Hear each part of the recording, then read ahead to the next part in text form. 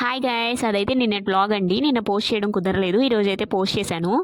So మా అమ్మగారు అయితే నిన్న సండే కాబట్టి చేపల పులుసు చేస్తున్నారంట. నన్ను భోజనానికి అయితే పిలిచారు. మా వారు అయితే డ్యూటీలోనే ఉన్నారండి. నేను పిల్లల్ని తీసుకొని అయితే వచ్చేసాను. మా అన్నయ్య, మా వదిన వాళ్ళ పిల్లలండి. మా వదిన చాలా సిగ్గుపడుతుంది, చూపియద్దు నన్నని. చాలా ఇంట్రెస్టింగ్గా ఏదో మూవీ అయితే చూస్తున్నారు. సో కర్రీలోకి అయితే వెళ్ళిపోదాం, చూడండి. ముందుగా చేపలకైతే ఉప్పు, కారం, పసుపు, నూనె 4 కలిపి మ్యారినేట్ చేసి పక్కనైతే పెట్టారండి.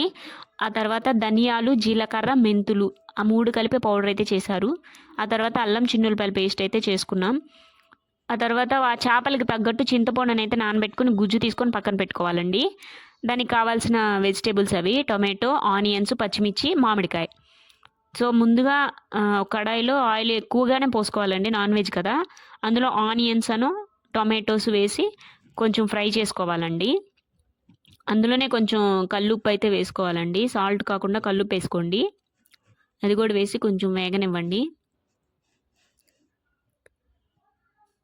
ఆ తర్వాత పసుపు అయితే వేశారు. ఆ తర్వాత పచ్చిమిర్చి వేసుకోవాలండి. అది కూడా వేసుకొని కలుపుకోవాలి.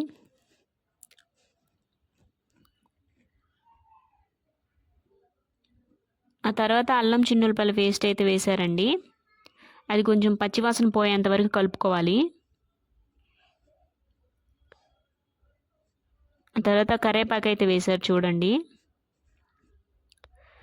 తర్వాత కారం అయితే ఎక్కువే వేసుకోవాలండి. చేపల కూర కదా, చాలా మంటగా తింటేనే బాగుంటుంది. కారం ఎక్కువే వేస్తున్నారు మా అమ్మగారు, చూడండి. కారం వేసి కొంచెం సేపు కలబెట్టినాక మనం మెంతులు, జీలకర్ర, ధనియాలు పౌడర్ చేసుకున్నాం కదా, ఆ పౌడర్ అయితే వేయాలి. అది కూడా వేసినాక మనం గుజ్జు తీసి పెట్టుకున్నాం కదా చింతపండు చారు, దాన్ని మొత్తాన్ని అయితే పోసేయాలండి అందులో. అది పోసేసి కొంచెం కలబెట్టండి.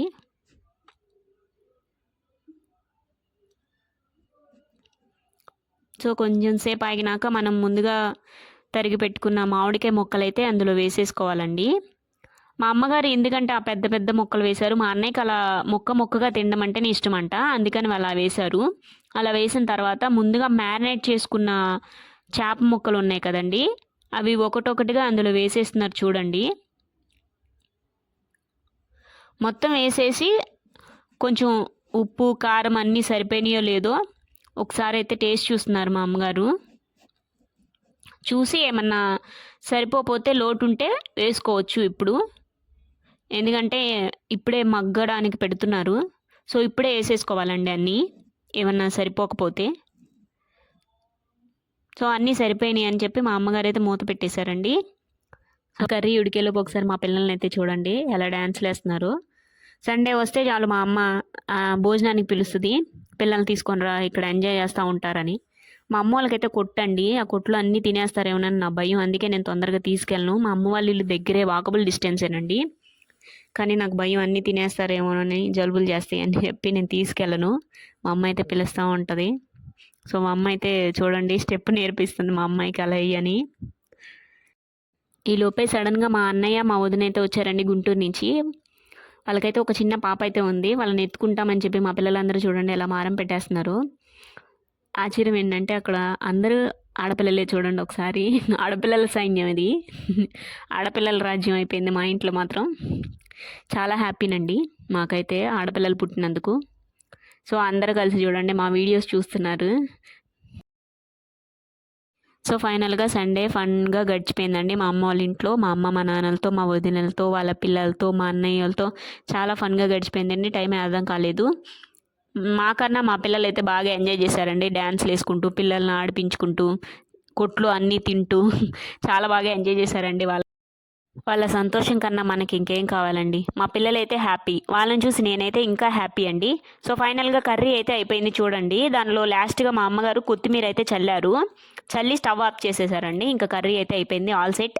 నేనైతే టేస్ట్ చేద్దామని ఫస్ట్గా నేనే వేసుకున్నానండి. కర్రీ అయితే బాగా వేడిగా ఉంది, అన్నం కూడా వేడిగా ఉంది, కానీ ఆత్రం తినాలని చెప్పి, ఫిష్ కర్రీ కదా. సో ఫస్ట్గా నేనైతే టేస్ట్ చేసేసానండి, చాలా బాగుంది. అందులో మామిడికాయ ముక్కలు అయితే వేశారు కదా, అవి అయితే అసలు పుల్లగా, చేపల కూర కారంగా చాలా బాగుందండి. సో నా ఛానల్ని ఫస్ట్ టైం చూస్తున్నట్లయితే సబ్స్క్రైబ్ చేసుకోండి. కర్రీ నచ్చితే కనుక ఒకసారి ట్రై చేసి ఎలా వచ్చిందో నాకైతే కమెంట్ చేసేయండి. So guys bye.